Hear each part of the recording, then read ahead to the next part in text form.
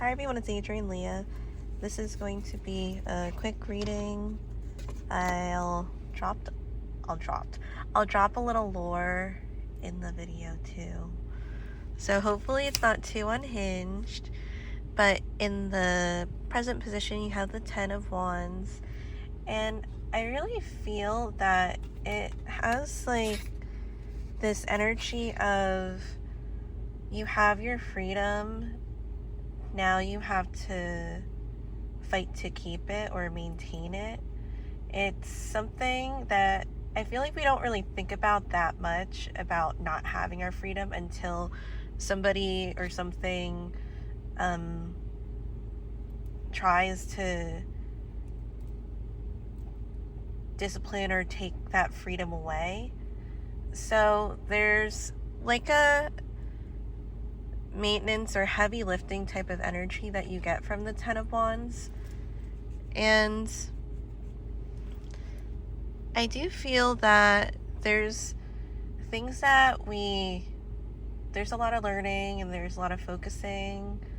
And I'm even getting that there's like justifications for things, because not in a bad way. Well, you have the justice and the obstacle, so there might be other things to plan ahead on. So I don't feel like the whole plan is there, and this could be something that is timely, like maybe court or government processes. It usually takes longer than what we're expecting.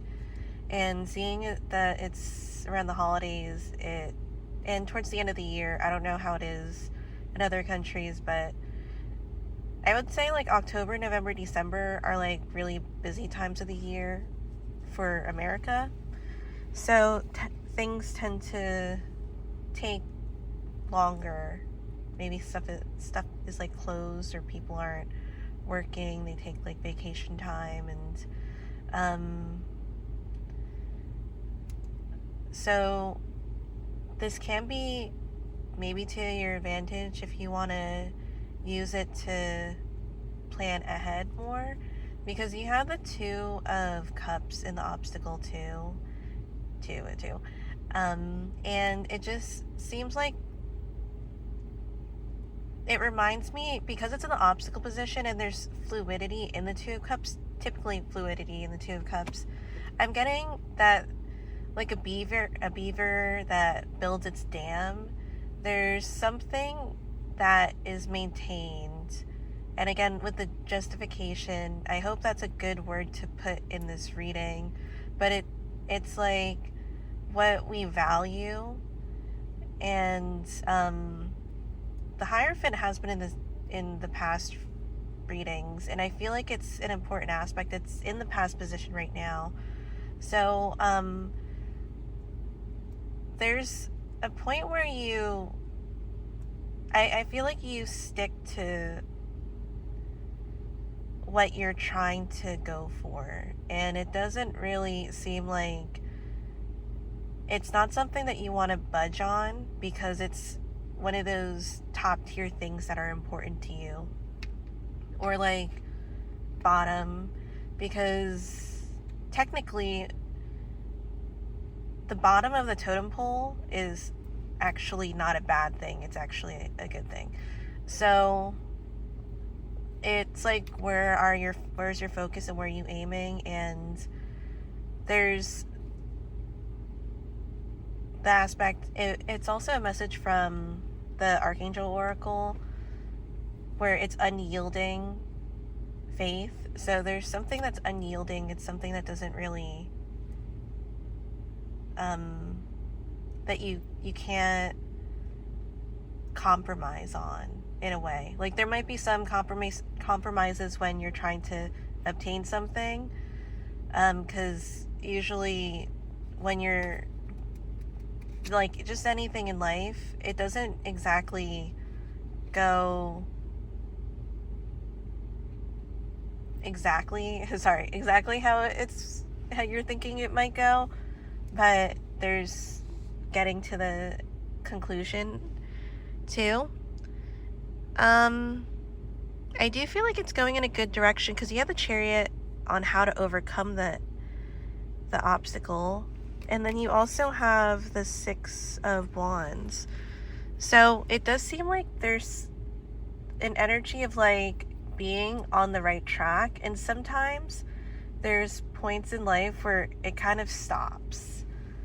And I feel like it's a little older, because sometimes when we're younger, we don't have much, like if you're coming from like a strict household, I know like when I was younger and I would try to do stuff, and I don't know if it's generally too like with girls, and guys can have this too, where they can't do as much. Like I couldn't do as much as like my brother.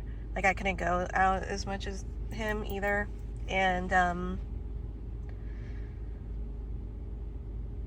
it's like when you get older, and then it almost in a way it's like reliving certain things, but doing things now that you're able to. There's like that preparation thing.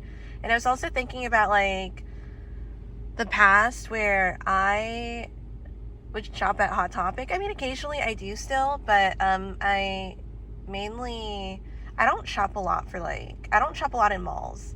I usually get like stuff from small shops, or I thrift it. I'm like pretty specific when I'm looking for something, and my wardrobe isn't super large. I think it's because I went to private school most of my life, so I mainly wore a uniform. But when I would go to like the mall, one of the stores that I would go to and still do was like Hot Topic. And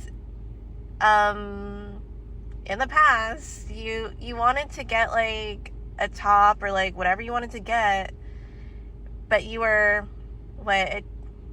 maybe like a teenager or a preteen, and the stuff's expensive. Like for a top is like $60, and even now I still think that, like, because I don't shop a lot with those types of things. I mean, I put my money towards like other things too, but I still look at the price and I'm like, oh well, I'm not going to buy this.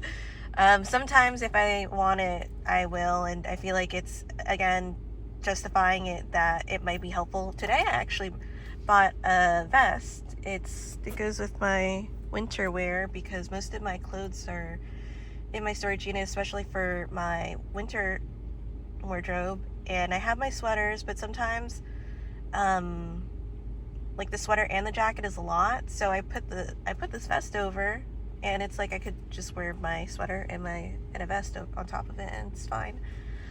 But now I'm like, kind of when I'm older, I'm thinking, do I want to try to maybe buy some things that I couldn't get from Hot Topic from the past, because it's a lot of nostalgia, but the stuff is still there, and then there's even more stuff that like comes up in that stream of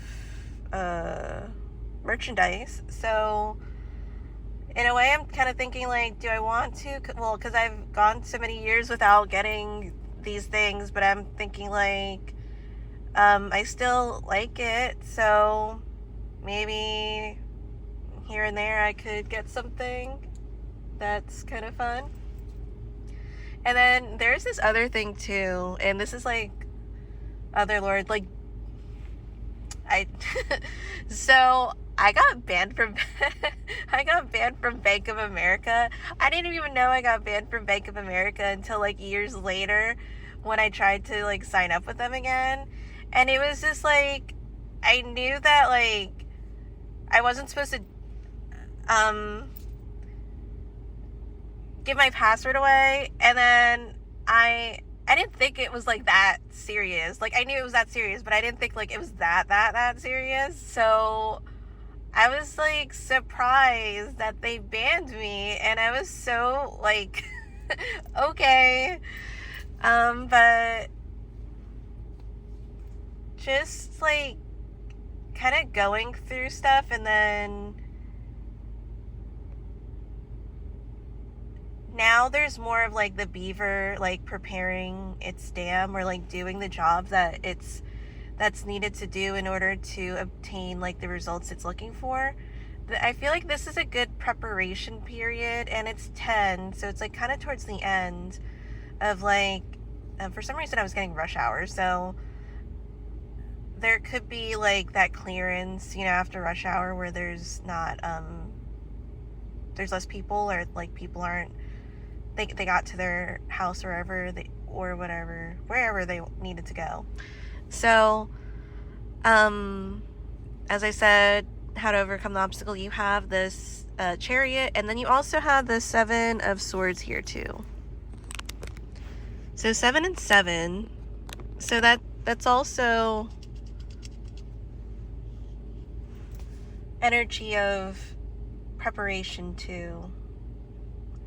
And you are going from 6 to 7, even though it's not the same suit necessarily, and Chariot's major arcana, and then with the High Priestess too. And even Temperance is here as an extra card with the Lovers, both major arcana. I feel like for some reason I was getting life tests you, so there might be patience that comes along with it, or sticking to it, because there is a little bit of warrior energy where it's not something like, if you really want it and it's not really compromisable in that way to an extent, then we follow through with it, because that's what I feel like the Temperance energy is. And since it's Hierophant and Temperance here, I do feel like it has to do a lot with like the divine type of energy. And you can think of it as like, because I was talking about divine intervention in the last reading briefly, but it was something that came up with the Lovers. Also linking to maybe Gemini energy, because it seems like there's something that it's almost like an agreement that concludes something. It's not towards the end of the major arcana, because it's only 6, and not only, but it's still not towards the end in that way. But again, with getting past the rush hour, it's like something just clears, and it's nice that it does. It gives that satisfying energy I think that Temperance really yearns for, because it's kind of like a calming storm energy, and going through stuff, like, and then getting to that point of maybe the rainbow, maybe like the sereneness after so much of this and that. And with rush hour, you could get like frustration and those types of things. You do have quite a bit of Pentacle energy, and then more swords. So there's the Page of Swords with the Knight of Pentacles, but the first card was another archetype is the King of Pentacles. So I really feel like, oh my god, sorry. This is like an agreement that goes as what you're, like the direction that you're hoping for, and it's the outcome that you're going for. Yeah, the High Priestess, and the High Priestess, I think it helps with the unyieldingness of it, because there's that perception of like this needs to be done, and it's not wavering. And even if somebody might say otherwise, they're like, this is what it's going to be. And I think that, oh, and the overall energy is the Nine of Cups. So this is like a nice outcome. I do feel like this is, since the Lovers card is here, it could be a good outcome for you and another person, or if you're thinking about like a group setting or a work setting. So thank you guys so much for watching. I'll see you in another reading. Oh, and I feel like the Page of Swords can go with the Seven of Swords too, with quick communication, interaction, that type of energy, and kind of thinking on your toes at this time. I don't know why toes, but thinking as time goes on. So thank you guys so much for watching. I'll see you in another video. Bye.